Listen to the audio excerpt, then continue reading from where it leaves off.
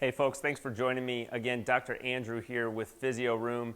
We're going through another item off of our Ready to Run checklist that got sent out several weeks ago. Okay, today's section or today's video, we're going to be talking about the position of our head and why that's important when we're running.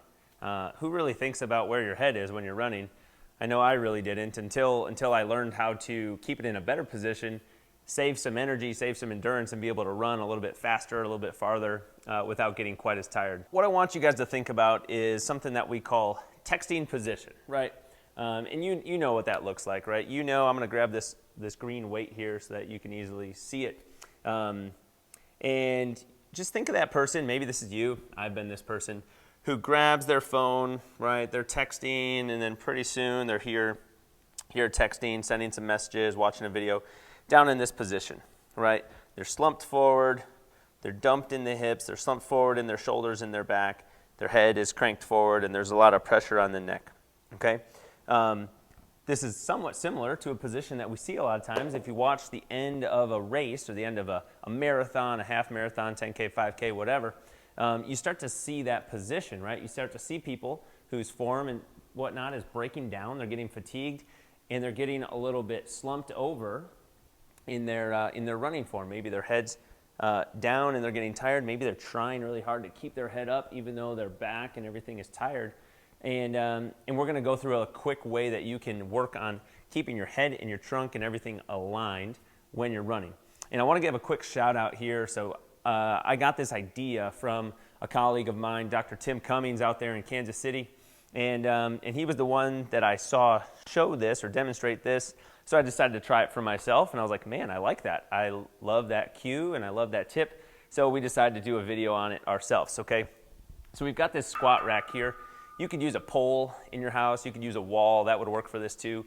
But what we're going to do, we're going to use this squat rack, this nice green one here behind me, and we're going to get our whole body up against it, okay? So we're going to get our heels touching, our hips or our tailbone area touching, the middle of our back, and our head, okay? And what we're going to do is we're going to work on staying erect or staying straight throughout our entire chain as we shift or lean forward, and then as we come back to the wall, to the pole, to the squat rack, and try to stay in that straight line, okay? So what I'm going to do, I'm going to put my arms in the position that I would if I was running, right? So in this nice, comfortable position, soft with the hands. And then what I'm going to do, I'm bracing my spine, creating a little bit of tension, and trying to lean off of that all at once. I'm going to lean forward, use the motion in my ankles, and try really hard here not to tuck my head forward or push my head forward. Try to stay in this nice straight line position. And then I'm going to come back.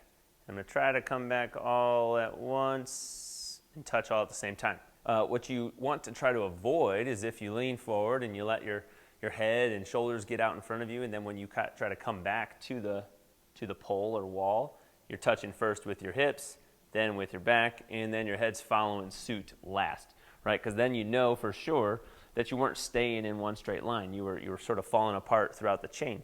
So again, I'm going to do that one more time. Arms in a nice comfortable running position. Try to lean forward all in one nice straight line. Don't fall forward. If you do, just step and catch yourself.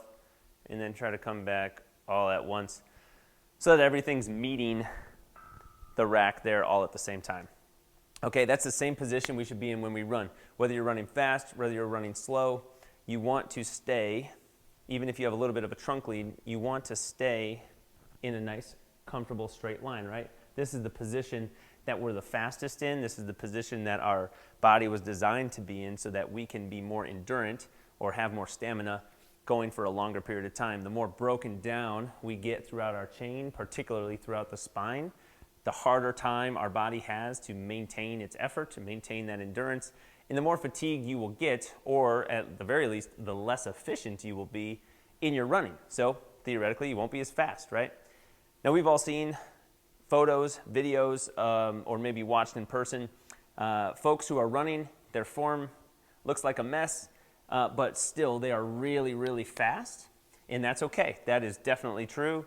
I've seen a lot of people, a lot of my friends, very fast, would really smoke me in a race, and maybe their form's not quite as efficient. However, what this checklist series is about is getting you in an efficient, comfortable, safe position for you to run the way we were designed to run, and for you to run safe and comfortably for a long, long time, okay? So for the long term. Again, I'm Dr. Andrew. I appreciate you tuning in to watching these Ready to Run checklist videos, and I hope you stay tuned for the last couple that we have. Thanks so much for tuning in today. Bye-bye.